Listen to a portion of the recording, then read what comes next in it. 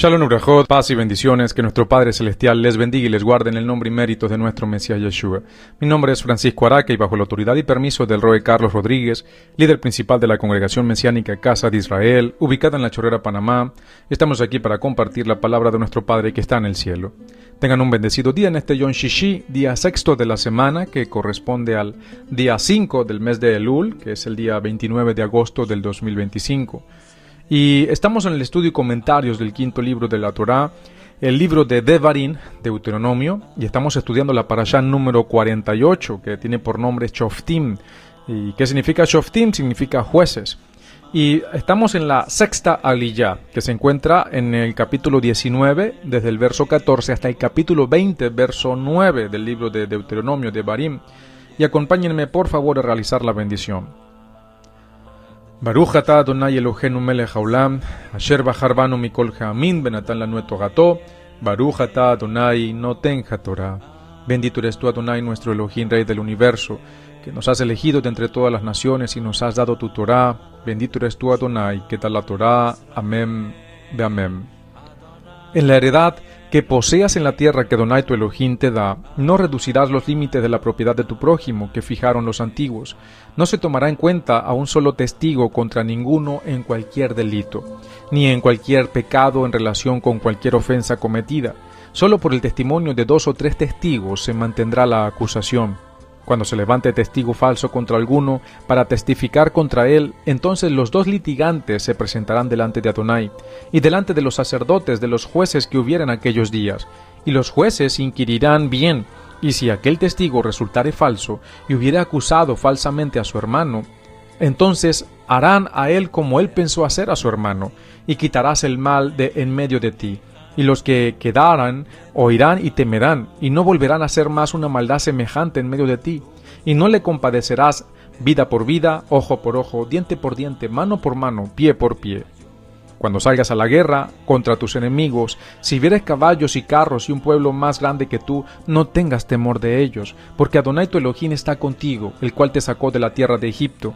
Y cuando se acerquen para combatir, se pondrá en pie el sacerdote y hablará al pueblo, y les dirá: Oye Israel, ustedes se juntan hoy en batalla contra sus enemigos. No desmaye su corazón, no teman, ni se azoren, ni tampoco se desalienten delante de ellos, porque Adonai nuestro Elohim va con nosotros para pelear por nosotros contra nuestros enemigos para salvarlos. Y los oficiales hablarán al pueblo diciendo: ¿Quién ha edificado casa nueva y no la ha estrenado? Vaya y vuélvase a su casa, no sea que muera en la batalla, y algún otro la estrene. ¿Y quién ha plantado una viña y no ha disfrutado de ella? Vaya y vuélvase a su casa, no sea que muera en la batalla y algún otro la disfrute. ¿Y quién se ha desposado con mujer y no la ha tomado? Vaya y vuélvase a su casa y no sea que muera en la batalla y algún otro la tome. Y volverán los oficiales a hablar al pueblo y dirán: ¿Quién es hombre medroso y pusilánime?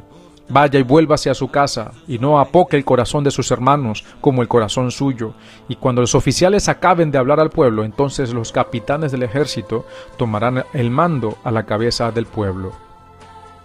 Baruch atah Adonai Eloheinu melech haolam, asher natan lanu torat emet, vechayeh olam natah betocheinu. Baruch atah Adonai noten haTorah. Bendito eres tú, Adonai, nuestro Elohim, Rey del universo, que nos has dado la Torah de verdad y que implantaste vida eterna dentro de nosotros. Bendito eres tú, Adonai, que da la Torah. Amén, de amén. Amada familia, feliz día de preparación, y entramos a la sexta aliyá de la parashá Shoftim, que está en Devarim, capítulo 19, en adelante hasta el capítulo 20. Y aquí la Torá comienza esta aliyá con un tema muy delicado y profundo: los falsos testigos y el principio de la justicia justa y proporcional. Y estos pasajes nos muestran no solo cómo debía funcionar el sistema legal en Israel, sino también cómo el Eterno protege la santidad del juicio, porque el juicio mismo pertenece a Elohim. En el verso 14 dice en hebreo: Lo tazik gevul reacha asher gavlu rishonin benahalata asher tinjal baaretz asher Adonai Eloheija noten leja lerishta. No reducirá los límites de la propiedad de tu prójimo que fijaron los antiguos en la heredad que poseas en la tierra que Adonai tu Elohim te da. Y este mandamiento protege la heredad de cada familia. Y en Israel, la tierra no era una mercancía cualquiera, era un regalo de Adonai a cada tribu y a cada clan. Mover los linderos era un acto de corrupción y de robo. Por eso en Mishlei, en Proverbios capítulo 22-28 dice: no traspases los linderos antiguos que pusieron tus padres. Aunque hoy en día no vivimos bajo el mismo sistema territorial, el principio permanece. No podemos alterar ni manipular lo que Adonai estableció como herencia y orden. Eso es importante entenderlo. En el verso 15 dice en hebreo: Lo yakum ed echad beish lechol avon u lechol hatat bechol het asher hecheta al pi shenei edin o al pi shelosha edin yakum davar. No se tomará en cuenta a un solo testigo contra ninguno. Solo por el testimonio de 2 o 3 testigos se mantendrá la acusación. La justicia de Israel no podía basarse en rumores ni en la palabra aislada de alguien. Se requería confirmación mínima de 2 o 3 testigos. Y este principio aparece repetido en los escritos nazarenos en el Brit Hadashah. En 2 de Corintios capítulo 13 verso 1 dice: por boca de 2 o 3 testigos se decidirá todo asunto. Y esto resalta que la justicia en Israel debía ser colectiva, sólida y verificada. No podía ser manipulada por opiniones o acusaciones sin fundamento. Y aquí tenemos ya en el verso de 16 al verso 19 el caso del testigo falso. Dice: y cuando se levantare testigo falso contra alguno para testificar contra él, entonces haréis a él como él pensó hacer a su hermano y quitarás el mal en medio de ti. La Torá es contundente. El testigo falso debía recibir el mismo castigo que intentaba provocar con su mentira. Si buscaba condenar a muerte, lamentablemente él debía morir. Si buscaba arruinar la vida o la reputación de otro, esa misma medida caía sobre él. Esto era un freno poderoso contra la corrupción y la manipulación en los tribunales. Pero, ¿qué hay con nuestro Mashiach? ¿Qué hay con lo que aconteció con nuestro Mesías Yeshua? Porque aquí encontramos un paralelo directo con el juicio injusto de nuestro Mesías. Cuando Yeshua fue llevado ante el Sanedrín, se levantaron falsos testigos contra él. Y eso lo conseguimos en Matillahu, Mateo 26, 59 al 61, en Mordejai, en Marcos capítulo 14, versos 56 al 59. Y estos testigos, manipulados por los líderes corruptos, buscaban condenar a nuestro Mesías a la muerte. Y según la Torá, ellos merecían el mismo castigo que buscaban para él. Es decir, la injusticia cometida contra Yeshua fue una violación directa de Shoftim, de lo que dice esta parashá en el capítulo 19. La ironía divina es que, aunque el Sanedrín lo condenó con testigos falsos, Elohim lo justificó al resucitarlo. El falso testimonio no puede detener la verdad. No puede detener la verdad. Aunque parece alcanzar propósito en su momento, nunca va a detener la verdad. En los versos 20 al 21 dice: y los que quedarán, oirán y temerán, y no volverán a hacer más una maldad semejante. Y no le compadecerás, dice, vida por vida, ojo por ojo, diente por diente, mano por mano, pie por pie. Y este texto ha sido malinterpretado muchas veces como si la Torá promoviera venganza literal. Pero en realidad no se trata de mutilaciones ni represalias físicas, sino de justa retribución. La pena debía corresponder exactamente al daño cometido, sin excesos ni abusos. Por ejemplo, si alguien causaba un daño económico, debía restituir el valor justo. Si alguien difamaba, debía recibir la misma consecuencia de su difamación. Si alguien acusaba falsamente por condenar a muerte, debía recibir la pena de muerte. En otras palabras, este principio era un cerco contra la venganza personal. Nadie podía devolver más de lo que había recibido. La justicia debía ser equilibrada, proporcional y medida. Es decir, acá no es, si tú dañaste un pie, no es algo literal, te vamos a quitar el pie a ti porque le dañaste el pie al otro. No, ahora tú debes pagar. En este caso tenía que pagar por el daño, en tal caso, recompensar al agraviado, restituir, pagar sus gastos médicos, pagar incluso el tiempo que está incapacitado para poder producir, para poder sostener a su familia. Incluso la persona que causó el daño tenía que hacerlo, pero hay muchos casos como como el de los testigos falsos, que cuando intentaban, como en el caso de nuestro Mesías, que se levantaron para acusar falsamente a nuestro Mesías para causarle la muerte, a ellos tenían que haberle causado la muerte también. No tenemos ningún registro histórico de que el que haya sucedido con estos testigos, pero nuestro Padre hace cumplir su palabra. Y si tomamos en cuenta la fidelidad de Adonai y el respeto y el respaldo por los tzadikim y sobre todo por su Mashiach, obviamente estos testigos no solamente tuvieron que haber muerto, sino tuvieron que haberlo hecho de una forma horrible, porque lamentablemente así murió nuestro Mesías. Él padeció ese sufrimiento. Yo me imagino que ellos también tuvieron que haber padecido esto. Y confiemos en nuestro Padre Celestial, que Él es bueno y Él perdona nuestras vidas cuando nos arrepentimos. Si hemos causado mal, tenemos que arrepentirnos. Muchas veces las consecuencias nos llegan, pero el Eterno nos guarda y nos protege para que esas consecuencias no vayan más allá de lo que es justicia, de lo que incluso es misericordia. Entonces, en Matillahu capítulo 7, verso 2 dice, con la medida que miden serán medidos. Y nuestro Mesías en Mateo 5, 38 al 39 dice, ahí nos enseña incluso que este principio no es para justificar venganzas, sino que para mantener que la justicia verdadera no se trata de devolver mal por mal, sino de confiar en que Elohim es el juez perfecto. Y aquí entonces tenemos enseñanzas centrales de esta parte, sobre todo de este capítulo 19. Porque aquí nos habla primero de los falsos testigos que destruyen la justicia y son abominación delante de Adonai. Y lo segundo es el sistema corrupto que incluso condenó a nuestro Mesías. Fue un cumplimiento trágico de lo que la Torá advierte. Líderes que manipulan testigos para asesinar al inocente. Y aquí vemos la otra idea principal, ojo por ojo, que no es venganza carnal, sino justicia proporcional, un freno a la violencia desmedida.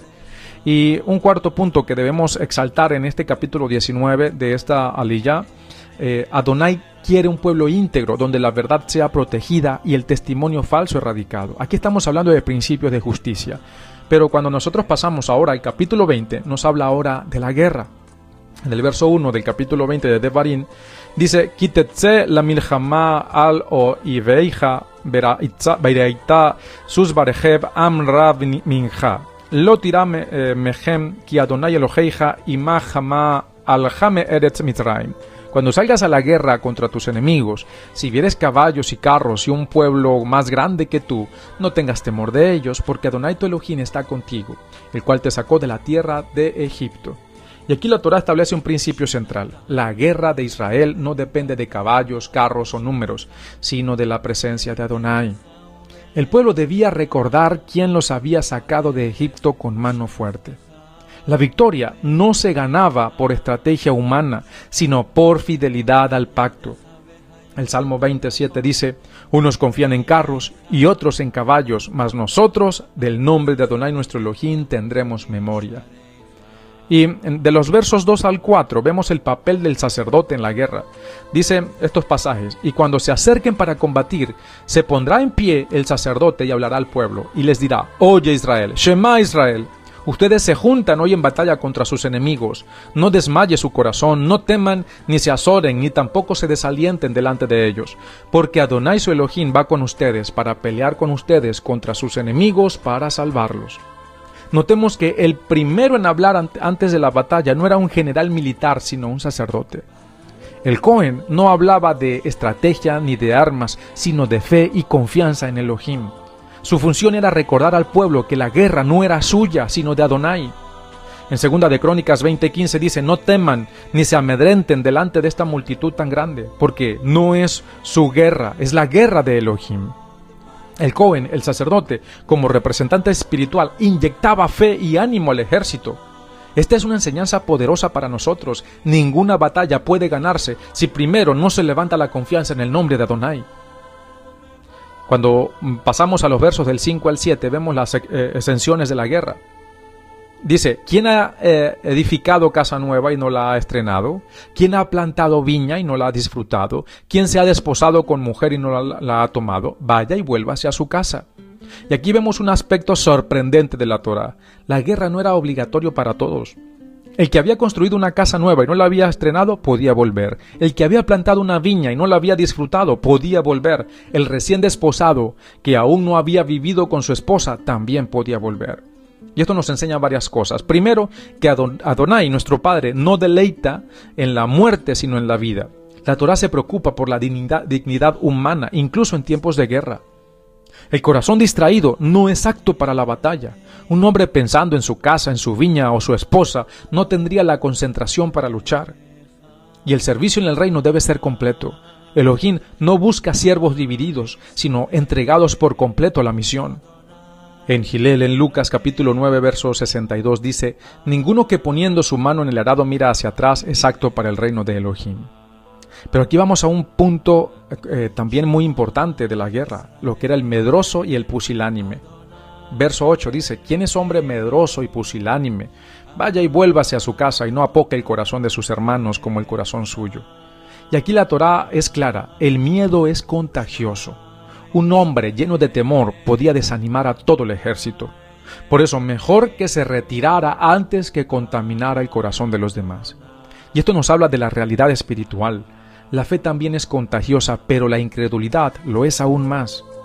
En Números capítulo 13 y 14, el informe de los 10 espías llenó de miedo a todo Israel, aunque la tierra ya estaba dada. Incluso en Mateo 14:30, cuando Kefa dudó en medio de las aguas, comenzó a hundirse. Una congregación, una familia o un ejército espiritual necesita hombres y mujeres de fe, no de miedo. En el verso 9 dice: y cuando los oficiales acaben de hablar al pueblo, entonces los capitanes del ejército tomarán el mando a la cabeza del pueblo.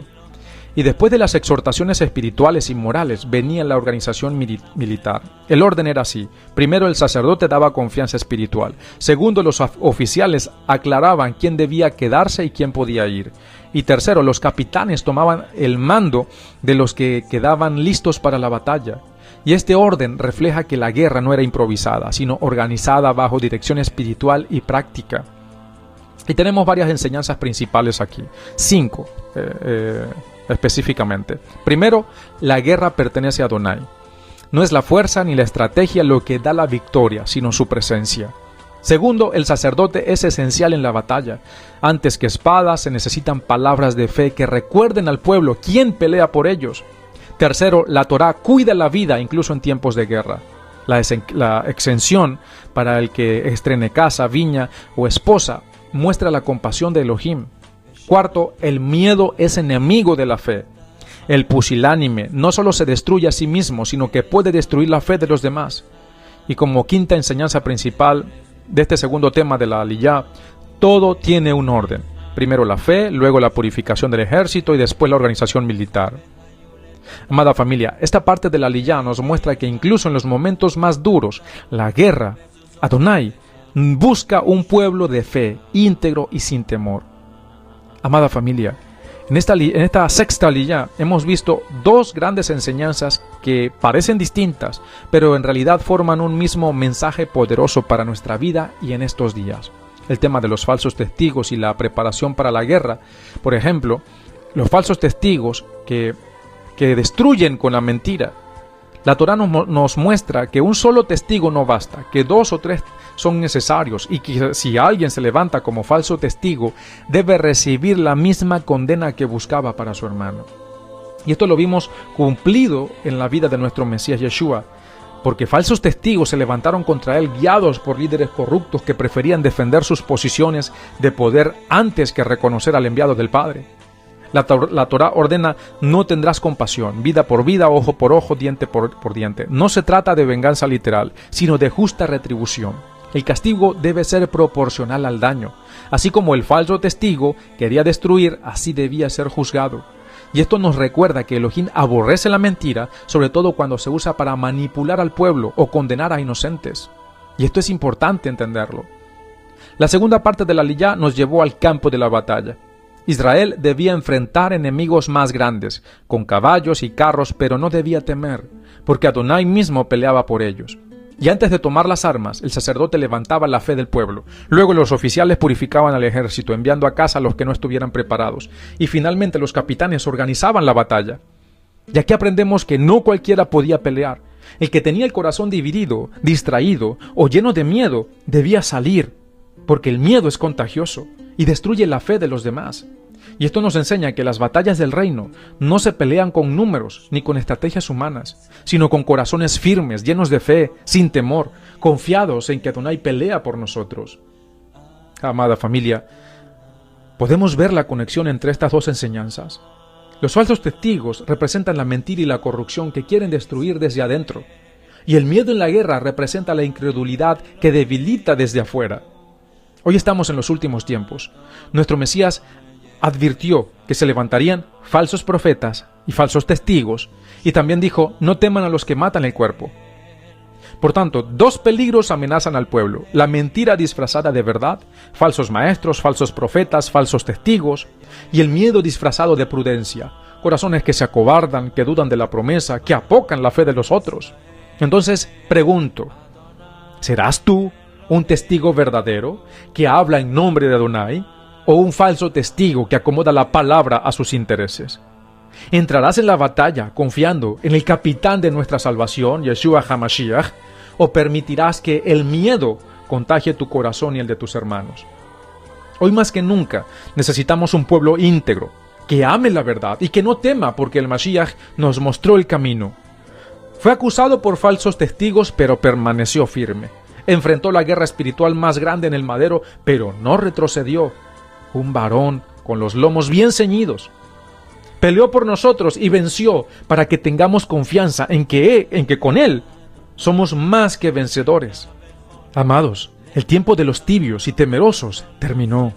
Es tiempo de pararnos firme en la verdad de la Torá, rechazar la mentira y entrar en la batalla confiando en Adonai. Porque si Él está con nosotros, ¿quién contra nosotros? Nadie. Y sobre todo, que tenemos el respaldo de su Hijo, que dio su vida por nosotros, para levantarnos la moral, la vida, para darnos expiación, para presentarnos delante del Padre justificados, limpios y purificados. Por eso, en su nombre, damos gloria al Padre y nos preparamos para seguir llevando la verdad sin miedo, para seguir llevando la verdad sin dobles agendas, para seguir llevando la verdad como nuestro Padre Celestial nos ha llamado. Porque el fin de todo discurso, después de haberlo oído todo, es este: teme a Elohim y guarda sus mandamientos, porque esto es el deber de todo hombre. Shalom Ubrajot, paz y bendiciones.